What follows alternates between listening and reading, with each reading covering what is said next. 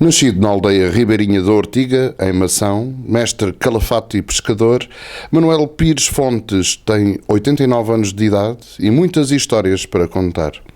De como o rio, farto, fartava as gentes e de uma vida dedicada a um Tejo que hoje não reconhece. Ti Fontes nasceu no rio, um Tejo que ainda trata por pai. Nascemos lá os dentes.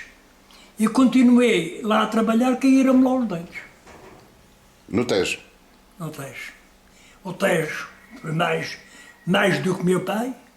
Naquele tempo, o Tejo era a nossa alegria. Tantos pescadores que aqui havia na Ortiga, todos se governavam de lá, e com famílias numerosas, que alguns tinham 7 e 8 filhos. E tudo se governava de lá. Hoje, quer dizer, até não havia gás, não havia eletricidade, era o Rio Tejo que nos trazia a lenha. Quando era durante o inverno, antes de haver as barragens, o rio tomava sempre, todos os anos tomava 2 ou 3 cheias grandes. E trazia então grandes árvores, que vinham para aquelas ribeiras abaixo, e nós íamos com os barcos, apanhávamos as árvores, e depois no dia seguinte eram serradas e tal, e tudo transportava lenha para casa, que era para a parte do inverno. Então, aquilo até era, e depois já tinha a pesca a seguir. Já esperávamos, depois quando o Tejo baixava, vinha então a pesca do sábado. Nós temos aqui 27 pesqueiras. 27. Está a ver? Todas elas pescavam. Hoje, claro, as pessoas, tudo se governava, e agora, por exemplo, vinha a pesca do sábado, a seguir vinha a pesca da saboga, e depois a seguir vinha a pesca do musgo. E a pesca do sábado e da lampreia, mas naquela altura não dava um grande valor à lampreia. Isso foi já mais tarde é que se começou a dar valor à lampreia.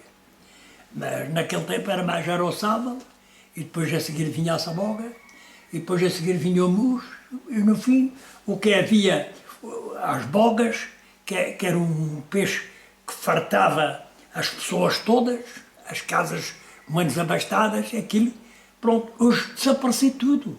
Não se encontra uma sequer início aérea em que havia uma boga. E depois tem esses malvados corvos marinhos, por um lado.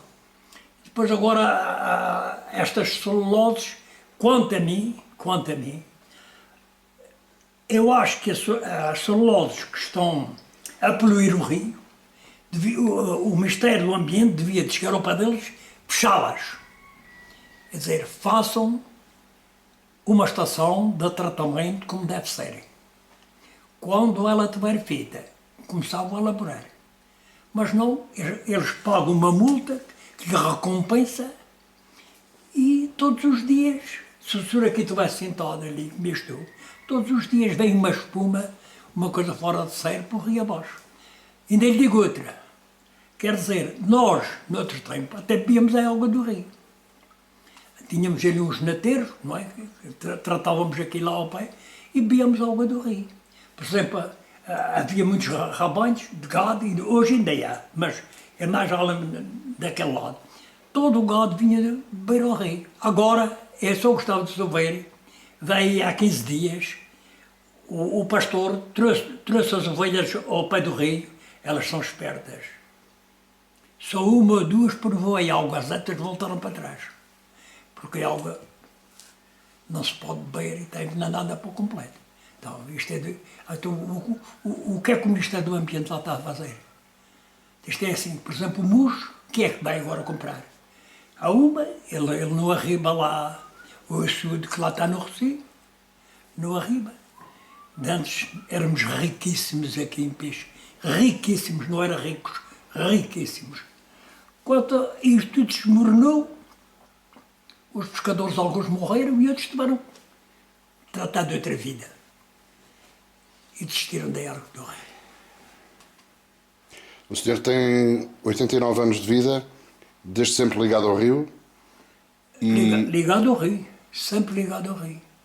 Poucas ausências. Nunca Era esteve... a fazer barcos. Nunca esteve tão longe do rio como se calhar barcos, agora. Consegue... barcos destes, com 6 metros cada um. Picaretos, os chamados picaretos? 6 metros cada um. E quantos barcos fez ao longo da vida? 300. Fez 300 barcos?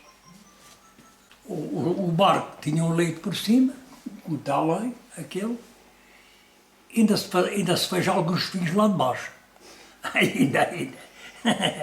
Então aquilo era a casa deles. Ainda tinha outra coisa, os pescadores naquela altura eram muito zelosos. Nenhum ia para dentro do barco calçado. Todos tinham que ir descalços para dentro do barco. Lavavam os pés cá fora e iam lá para dentro. O barco andava limpinho. Está a ver? E aquilo, pronto. De manhã vendia o peixe, mas eu não trabalho. Iam daqui à distância, olha que vinham ali do rio a vender a saboca, iam para o Penhascoso, que é uma distância ainda grande, com a cesta às costas. Todos os dias de manhã, até o meio-dia, iam com aquilo às costas, não tinham transporte para aquilo. Aquilo era um trabalho duro, muito duro. As pessoas era assim que era a vida. Ok, isto tudo terminou. Agora vivamos tristes, porque o rio vai morto, o rio é um campo de esgoto, não tenho a mesma dúvida, é uma vala de esgotos. Desde onde ele nasce até onde ele vai desaguar, o rio é uma vala de esgotos. É cidades, é empresas, é tudo, a largar poluentes, venenosos, tudo para o rio. Não sei, não há ninguém que olhe para isto. É uma pena. Eu todos os dias olho para ele e choro. Nem tenho a mesma dúvidas. O rio é meu pai. E a Ortiga é nossa mãe, nós somos todos irmãos, porque aqui conhecemos todos uns aos outros, mais primo, menos primo, o sangue é todo o mesmo. O Rio Tejo ainda acredita que o pode ver com outra qualidade e outro caudal? Eu já não chego a ver, mas gostava de ver. Primeiro, era lá as celuloses fazer a estação de tratamento. Pronto, o assunto ficava resolvido e a água já vinha melhor. Pronto. E segundo, era lá o açude cortá-lo, o peixe vinha aqui desenvolver e nós éramos ricos como antigamente. Mas nada, era só isto. Aquilo lá era cortá-lo, 4 metros de largura e ir à superfície do rio. E mais nada, e largar aquilo. E lá de comportas, nem meias comportas, nem nada, acabar com isso. E aí aquilo o peixe... estava resolvido. Não tenho nenhuma dúvida. O Sr. Manuel Fontes já voltaria a comer peixe do rio, assim? Diga. E assim já voltava a comer peixe? Já. E era tão bom. Uma sabuguinha assada. Este ano, eu todos os anos tenho comido uma sabuguinha assada. Este ano vou comer uma, eu não gostei. Não gostei dela, só disse. Comi parte dela, não foi toda. Já não quero mais. Acabou. Não me dei cá peixe. Os musgos, o mujinho assado que era tão bom. Não pá. O senhor nem calcula o que era de bom.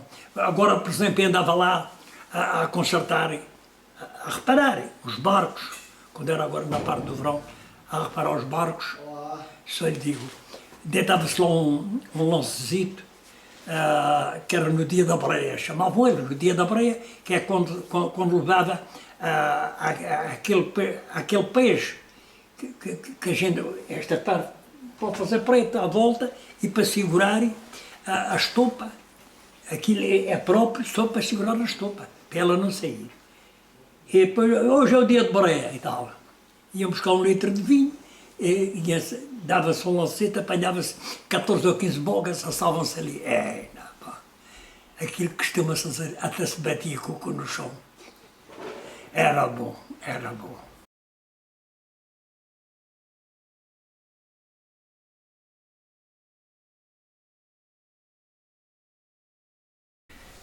Quero que leia o poema. Faça o favor. Meu querido Rio Tejo, estás triste, doente, sem vida, já tuberculoso. Todos os dias olho para ti e choro. Eu morro e tu ficas a penar, mas levo-te no meu coração para a eternidade.